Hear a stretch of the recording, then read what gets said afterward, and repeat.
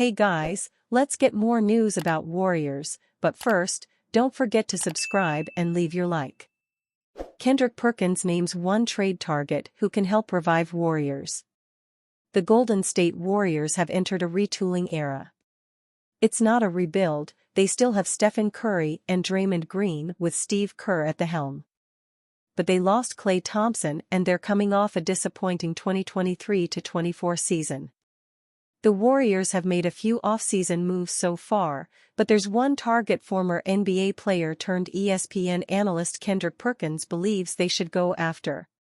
Perkins thinks a Brandon Ingram trade would help the Warriors regain contender status.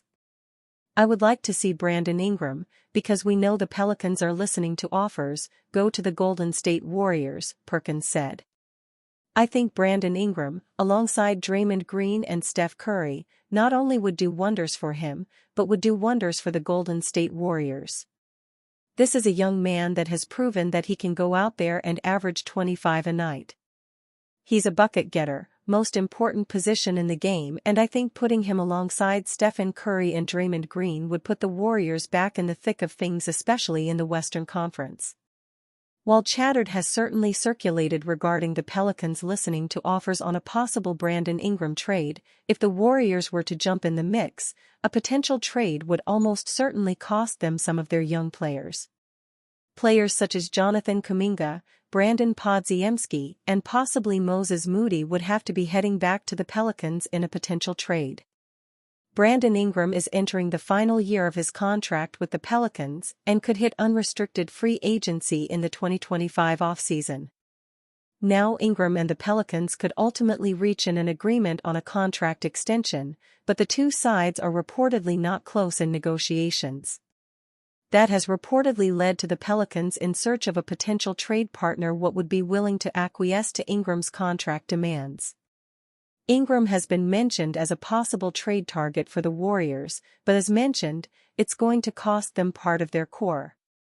The Warriors were reportedly unwilling to include Jonathan Kuminga in a potential Paul George deal with the Los Angeles Clippers, which is why those talks fell apart as per Ramona Shelburne of ESPN. Ingram was the number 2 overall pick in the 2016 NBA draft by the Los Angeles Lakers. He is entering his 6th season with the Pelicans after being traded by the Lakers in the Anthony Davis deal. Ingram appeared in 64 games for the Pelicans this season at a little over 32 minutes per game. He averaged 20.8 points, 5.1 rebounds, and 5.7 assists with splits of 49.2% shooting from the field, 35.5% shooting from the three-point line, and 80.1% shooting from the free throw line. What we learned as Plowden's tear continues in Warriors win versus Cavs. The Warriors were in a hole before the opening tip Wednesday night against the Cleveland Cavaliers, with the team deciding to shut down Brandon Podziemski and Tracy Jackson-Davis for the remainder of this year's NBA Summer League slate. Yet that didn't stop the Warriors from beating the Cavs 96-85 at Cox Pavilion in Las Vegas. The win improved the Warriors to an undefeated 6-0 this summer. Coach Anthony Varine's team dominated nearly every facet of the game. They took 11 fewer shots, but made 3 more total than Cleveland. Both teams made 13 threes, however, the Warriors were the more accurate team. The Warriors also made 5 more free throws than the Cavs, had 10 more rebounds, 4 more assists, and were called for 5 fewer fouls. Their only downside was committing 20 turnovers and allowing the Cavs to total 13 steals. Down Podziemski and Jackson-Davis, Daquan Plowden, Pat Spencer, and Jackson Rowe combined to score 42 points. Here are 3 takeaways from the Warriors' 6th consecutive win. Plowden already had proved himself enough this summer, agreeing to a 2-way contract with the Warriors on Wednesday. His long road here isn't going to stop because of one major step. The Warriors were down their top 2 players, but Plowden remained in the starting lineup. The Summer League standout continued to show why he belongs. Plowden in the first half was a +11, scoring 11 points on 4 of 6 shooting and made 3 catch-and-shoot three-pointers. Plowden then threw down a huge dunk on the Warriors' opening possession of the second half. In 25 minutes, Plowden scored 16 points on 6 of 11 shooting and made 4 of his 9 three-point attempts. Plowden also had 7 rebounds and was a plus 12. Maybe the Warriors keep trotting Plowden out there. They really don't need to. He has proven his point. Warriors and Jazz probably have path to Lauri Markkanen trade, but what is the middle ground? Lauri Markkanen will know where he's starting the season, one way or another, by August 6. On that date, he becomes eligible to renegotiate and extend his contract with the Utah Jazz for a substantial raise, and the timing gives him quite a bit of control over the proceedings. If he does indeed re-sign this offseason, he would not be eligible to be traded for 6 months. 6 months after August 6 is February 6, which is the exact date of the 2024 trade deadline. If Markkanen wants to remain with the Jazz for at least another year, all he needs to do is wait one extra day, until August 7, to re-sign in Utah. As an impending free agent, the Jazz are more or less resigned to offering Markkanen whatever terms he dictates. He's too valuable to risk losing for nothing.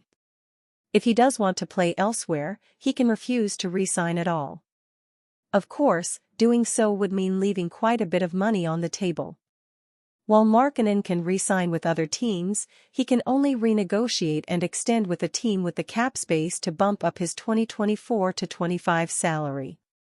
That Jazz are the only team that can get him to market rate this summer. If his goal is to get paid, he signs the moment he can and resolves to sort out the destination later.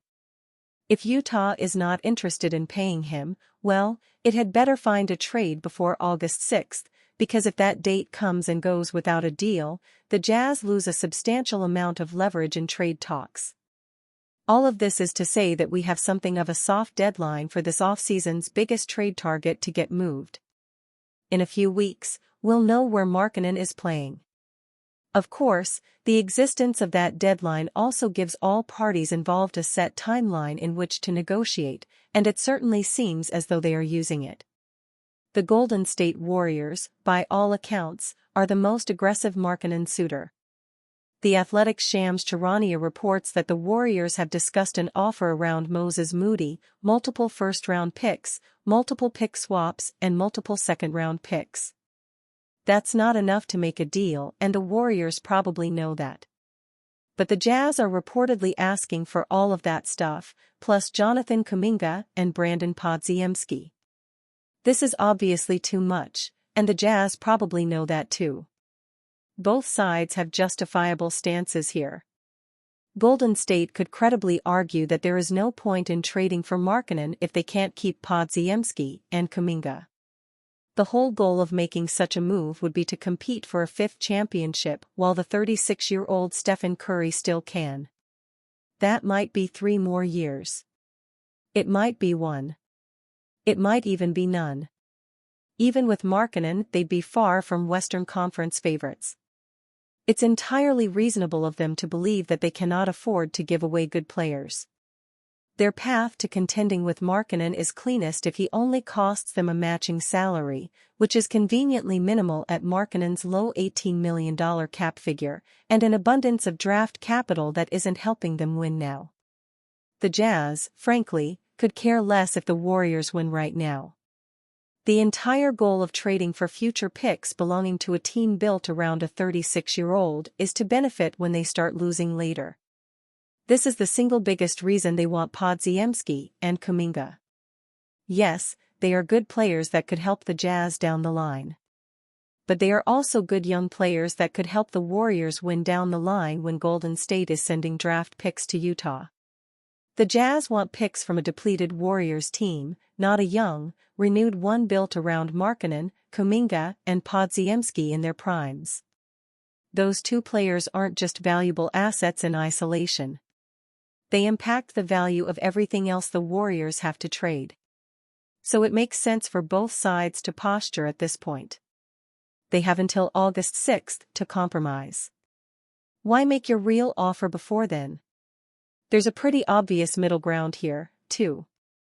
If Utah wants both of Golden State's best young players and the Warriors want to keep both, why not just resolve all of this with one of them? That answers one question but raises another: which one?